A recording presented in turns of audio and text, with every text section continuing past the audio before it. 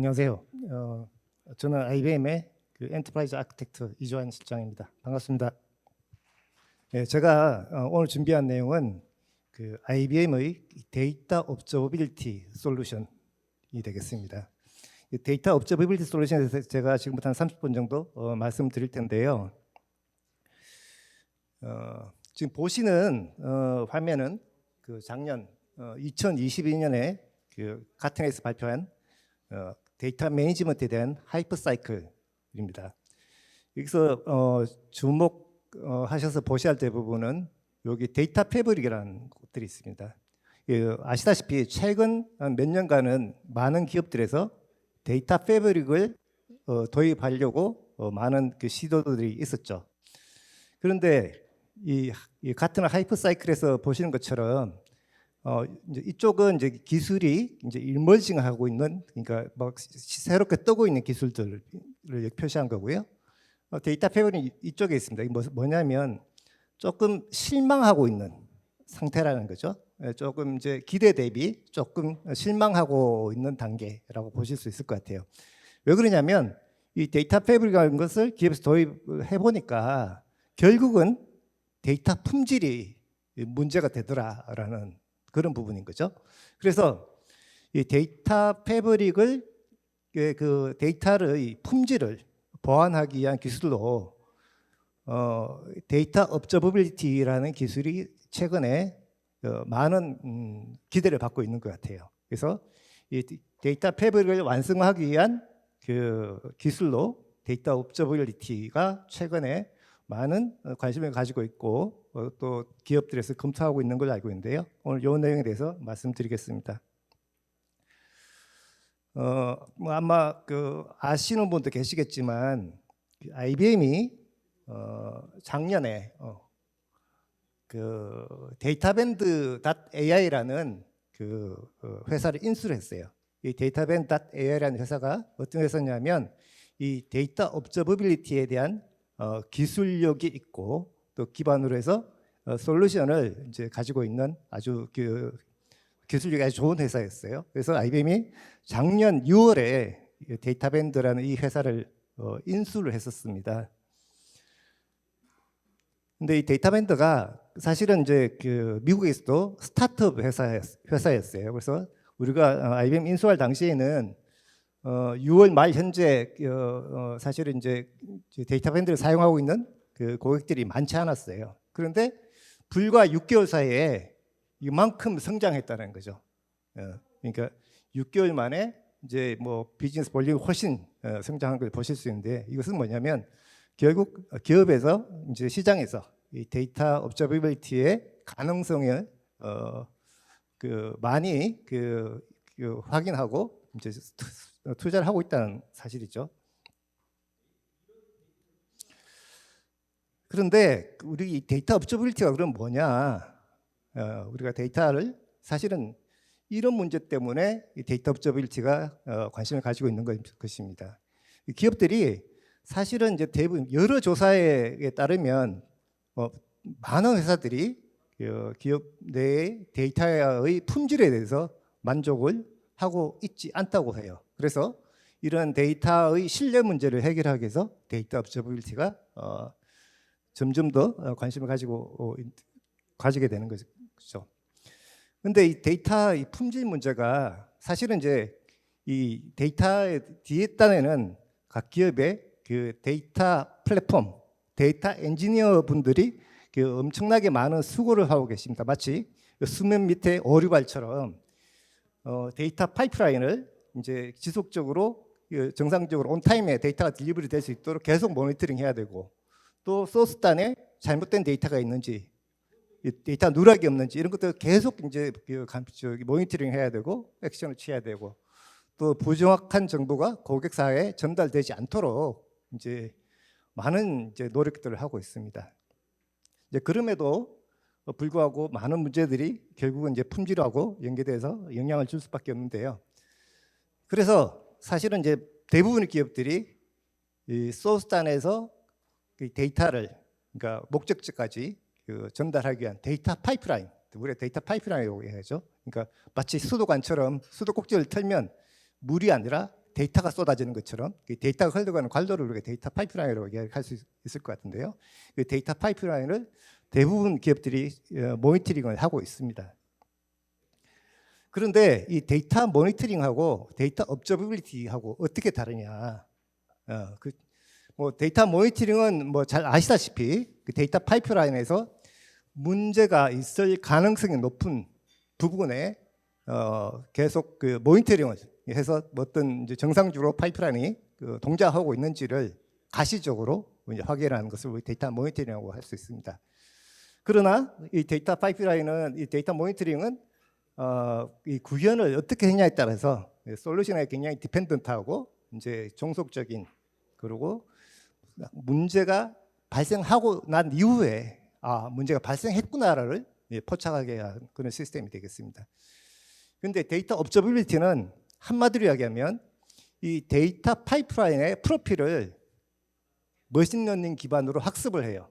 그래서 문제가 될 거라고 예상되는 부분에 그 포인트를 모니터링하는 것뿐이 아니라 파이프라인 전반적으로 이제 내가 예상하지 못했던 문제가 발생하면 이제 알려줄 수 있는 그런 능력을 가지고 있는 것을 우리가 데이터 업저비빌리티라고 합니다. 그래서 이 데이터 업저비빌리티는 데이터 파이프라인 전반적인 이제 전체적인 이제 관점에서의 접근이고 문제가 어떤 문제가 발생했고 어디에서 그리고 왜 일어났는지까지 설명이 가능한 그러한 관점으로 접근하는 그 기술이라고 이해하시면 될 것 같습니다. 그래서 키워드는 결국 머신러닝 AI 기반의 데이터 파이프라인 관리 기술이 데이터 업저빌리티다 이렇게 이해하시는 것이 가장 정확할 것 같습니다. 자, 그러면 이러한 데이터 업저빌리티를 위한 5단계를 한번 살펴보죠. 뭐 당연한 이야기겠지만 제일 먼저 데이터가 정상적으로 잘 흘러가고 있는지를 확인할 수 있어야 되겠고, 두 번째는 그 데이터가 제 시간에 도착해야 된다는 것이죠. 필요한 시점 이전에 도착을 해야만 되겠죠. 그런 관점. 그리고 전달된 데이터가 유효한 데이터 형태인지. 그리고 또 중요한 부분은 뭐냐면 데이터 파이프라인 관리를 하는 것에 끝나는 것이 아니라 우리 회사 내에 데이터의 그 컨텐츠 자체가 변화가 일어나고 있는지 또 이제 모니터링이 같이 되는 것이 더욱 더 중요한 의미가 있어지겠죠. 그리고 결국은 분석하고자 하는 그 목적에 부합되는 컨텐츠 이제 이 5단계가 다 지원이 되어야만 우리가 선제적인 데이터 업저빌리티를 할 수 있는 준비가 되어 있다라고 이야기할 수 있을 것 같아요.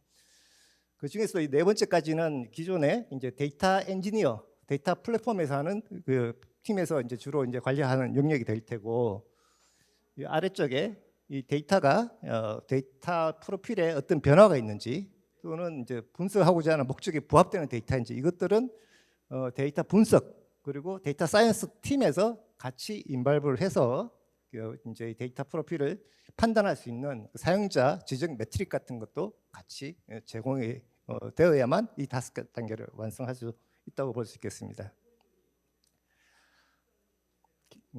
그래서 IBM은 말씀드렸다시피 IBM 데이터 밴드의 인수를 통해서 보다 안정적이고 신뢰할 수 있는 데이터를 제공할 수 있는 솔루션, 즉 데이터 밴드를 이제 오늘 소개를 드리게 됐고요. 아마 사실상 거의 오늘이 이제 그 외부에 이런 규모의 행사에서 처음 공개하는 기회가 아닌가 싶습니다. 여러분 지금 보시는 차가 경주용 그 F1 경주차죠. 이거 F1 경주라는 것이 뭡니까? 그러니까 출발점에서 목적지까지 사고 없이 가장 빠르게 도착하는 그런 경주를 우리가 F1 경주라고 얘기하죠. 그런데 데이터 파이프라인도 사실은 비슷하죠. 데이터의 출발점에서 목적지까지 데이터 여러 가지 이제 경로를 거쳐서 이제 무사히 목적지에 도달하는 것을 우리가 데이터 파이프라인이라고 봤을 때 개념적으로 유사한 점이 있습니다.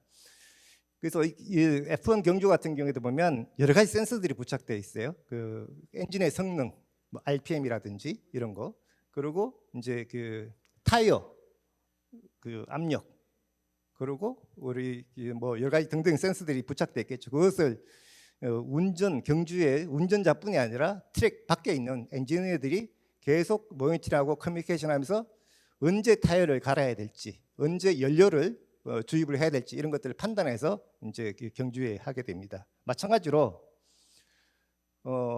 데이터 파이프라인도 이제 다양한 그 센서에 해당되는 기술들, 그래서 뭐 어떤 소스 데이터에서 어떤 데이터를 읽어와서 어떻게 점제를 하고 어떻게 변환을 하고 어디에 어떻게 전송을 하게 되는지를 그 과정들을 이제 최신 기술 스택, 예를 뭐 에어플로우가 될 수도 있고 뭐 DBT가 될 수도 있고 뭐 또 요즘 스노플레이크 같은 것도 많이 쓰시니까 그런 이제 소스 단위 데이터들을 데이터 밴드가 어떤 데이터인지 어떤 결국 메타 데이터를 이해하고 어떤 과정으로 트랜스포메이션 돼서 이렇게 흘러가는지 이런 것들을 모니터링 할 수 있는 그런 솔루션이 데이터 밴드라고 말씀드릴 수 있을 것 같습니다.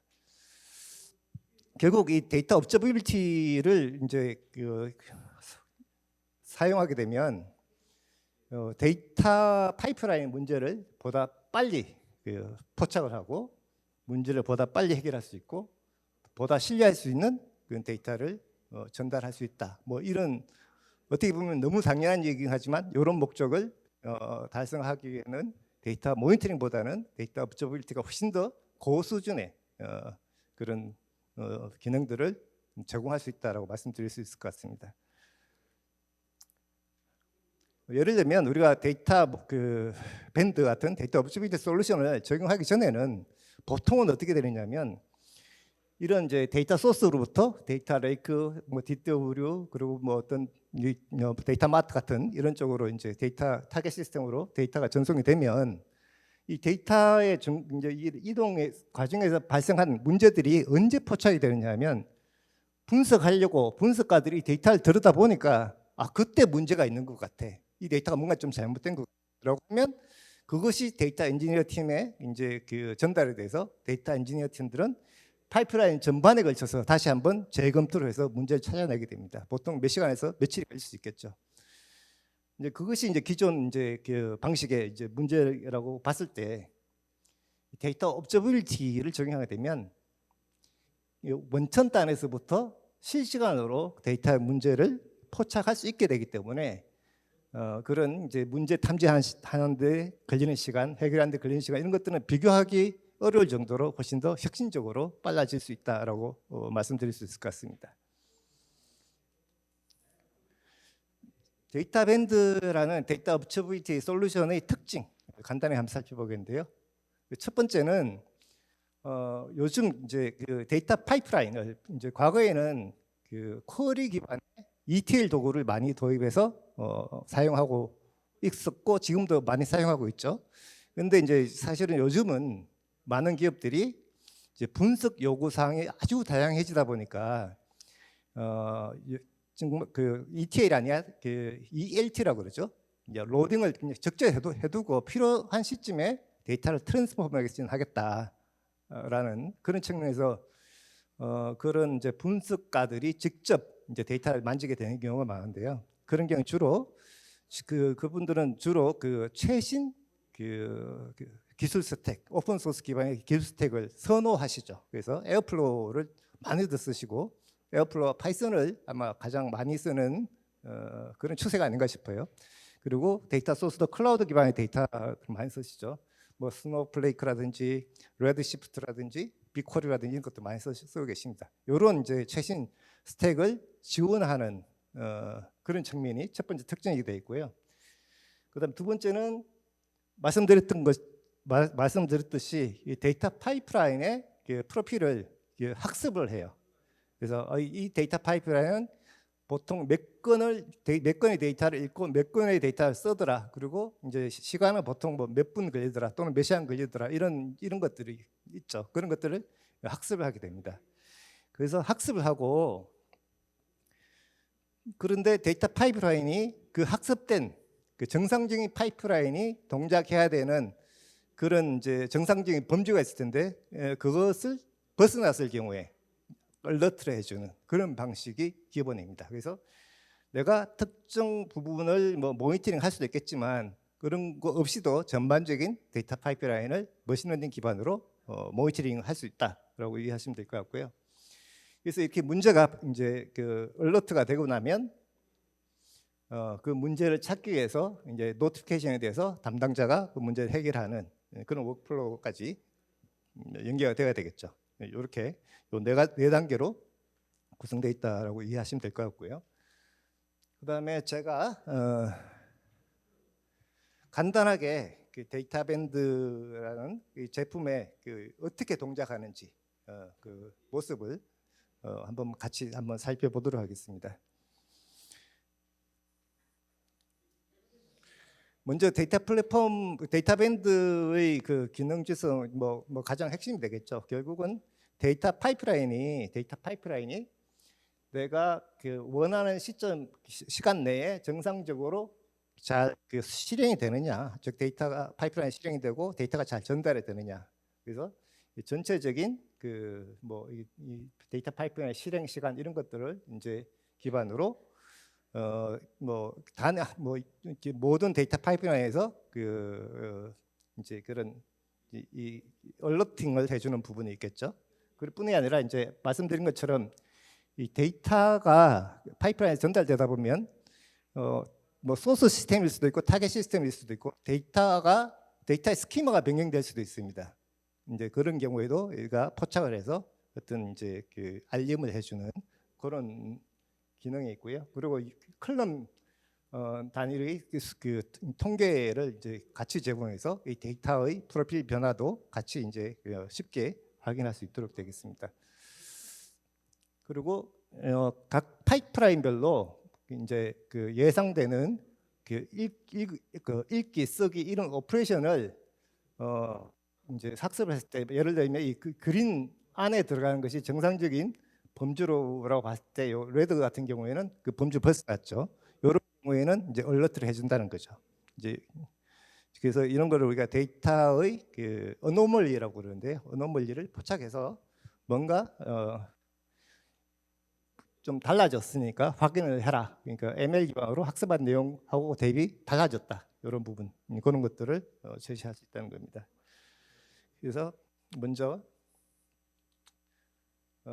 지금 보시는 것은 그 데이터밴드의 대시보드 화면이에요. 그래서 이게 총 그 실행된 데이터 파이프라인의 개수고 빨간색은 이제 오류가 발생했던 그 파이프라인 의미하고 있고요. 이쪽은 이제 파이프라인 중에서 가장 많이 발생하는 오류들 그리고 개별 파이프라인들의 실행 횟수, 평균 실행 시간 뭐 등등을 그리고 이제 그 오류 나는 것들 이런 거는 말씀드린 것처럼 정상적인 그 오퍼레이션 범주 안에 있는지 없는지 이런 것들을 이제 바로 확인할 수 있다는 것이죠. 그래서 이 대시보드는 첫 번째 화면이 되겠죠. 여기서는 전체적인 그 데이터 파이프라인이 전체 현 시점에 몇 개가 실행되고 있고 몇 개가 정상적으로 실행되고 있고 몇 개가 비정상적으로 지금 문제가 있다. 그리고 어떤 에러들이 많이 난다. 뭐 그리고 그 각각의 파이프라인의 평균 실행 시간이라든지 이런 것도 알 수 있고 말씀드린 것처럼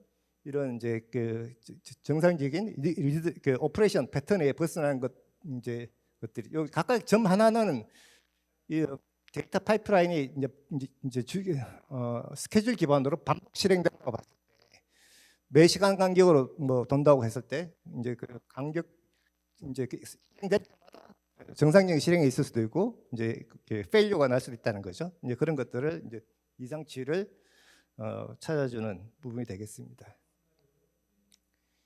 그 다음으로는 결국은 이제 이러한 현상이 발생했으면 그 개별 파이프라인에서 발생한 문제점을 포착하고 그리고 그 문제를 즉시에 해결할 수 있는 것이 가장 중요한 것이 되겠죠. 그래서 이런 이제 데이터 파이프라인에 예를 들면 이런 데이터 파이프라인이 이제 에어플로우 기반으로 이 에어플로우 그 DAG라고 그러죠. 에어플로우 대기죠. 에어플로우 기반으로 이런 이제 그 데이터 파이프를 구성하는 잡들을 이렇게 태스크들을 이렇게 이제 구성해서 이제 실행한다고 했을 때 이 빨간색 부분이 이제 오류가 난 거고, 요거는 이제 이 오류로 인해서 실행이 되지 않은 이제 대기 상태에 있는 거죠. 반면에 이런 것들은 정상적으로 실행된 것들이 되겠습니다만, 이런 그 데이터 파이프라인의 잡들이 이렇게 이제 시각적으로 어느 부분에 오류가 났고, 그리고 예를 들어서 이거 에어플로우로 구성했다고 하면 에어플로우는 이제 이런 오류에 대한 로고 같은 것들이 에어플로우 엔진 안에서 다 이제 적재가 될 텐데요. 그런 에러 로그를 이제 데이터 밴드가 해석해서 이제 이 오류의 원인을 쉽게 파악할 수 있도록 제시하고 있습니다. 그리고 이러한 이제 실패한 자격이 발생하면 자동으로 영향을 받는 데이터 세트를 찾고, 또 그 데이터 세트의 과거 추세도 같이 보여줘서 이것들이 얼마나 심각하게 영향을 주고 있는지, 어떻게 해결해야 되는지에 대한 아이디어를 제시할 수 있습니다. 그리고 말씀드린 것처럼 이제 일반적으로는 에어플로우나 스파크, DBT 클라우드 같은 널리 사용되는 파이프라인 도구들을 데이터 밴드가 지원하고 있습니다. 지금 보시는 것은 이제 파이프라인들인데, 그 중에 하나를 선택해서 한번 들어가 보겠습니다. 지금 보시는 것은 각각의 파이프라인이 이제 뭐 실행이 실패한 개수 뭐 등등을 보여주고 있는데, 그 중에 제가 특정 프로젝트에 속해 있는 파이프라인을 하나 선택해서 들어가 보겠습니다.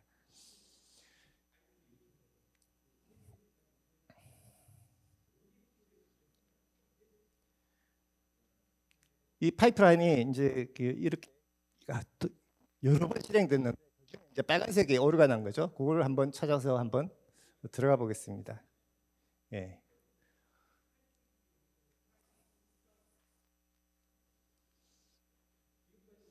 네, 보시는 것처럼 이제 우측에 이제 에어플로우 덱들을 이제 보여주고 있고요. 이 부분에서 오류가 난 거죠.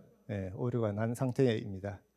그리고 여기 중간에 유저 패러미터라는 거는 에어플로우로 구현해 보신 분들은 잘 아시겠지만, 이런 이제 잡 이제 패러미터들을 보여주고 있고요. 그래서 이제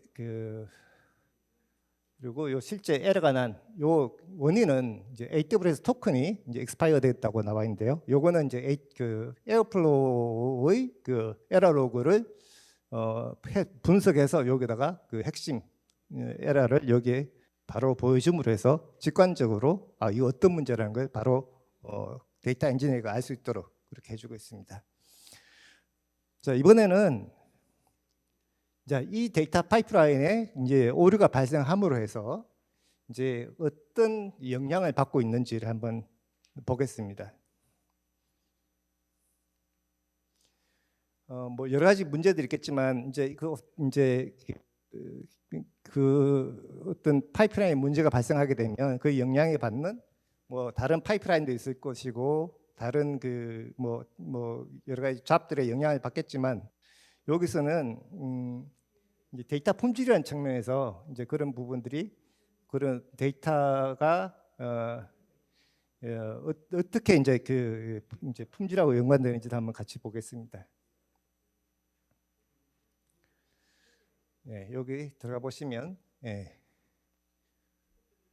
이제 이 데이터 파이프라인에서 이제 토탈 읽은 횟수, 라이트한 횟수들을 보여주고 있고요. 여기 보면 X 표시가 이제 요 시점에서 이제 문제가 발생했던 것이 되어 있고요. 오류로 인해서 이제 데이터 오퍼레이션이 제대로 실행이 안 된 거죠. 결국 데이터를 이제 핸들링 못했던 겁니다. 그런데 여기 보면 이제 정상적으로 실행됐던 케이스를 보시면, 여기 보면 이제 이 데이터는 42개의 칼럼으로 구성되어 있는 그런 구조라는 것을 의미하고요. 이 데이터가 24,000건 정도 핸들링이 됐다라는 걸 보여줄 수 있는데, 데이터를 읽어본 부분이 되겠죠. 쓰지는 못했습니다. 어떤 이유로든가요. 원인은 아까 AWS 토큰이 익스파이어 됐다는 문제였지만, 그로 인해서 이제 DW에 쓰지는 못하고 그런 상태입니다. 그래서 이 데이터를 42개의 칼럼, 이 데이터가 어떤 데이터인지를 한번 보겠습니다.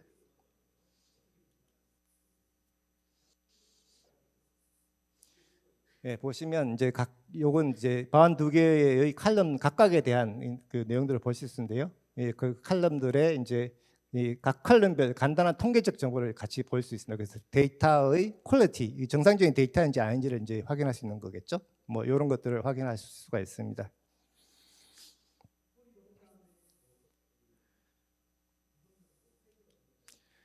이번에는 이제 그 데이터 리니지라고 이야기하죠. 예. 어떤 이제 어떤 그 데이터 파이프라인 문제가 발생했을 때 어떤 영향이 있는지 이런 것들을 좀 더 명확하게 이제 이해할 수 있는 그런 내용이 되겠는데요.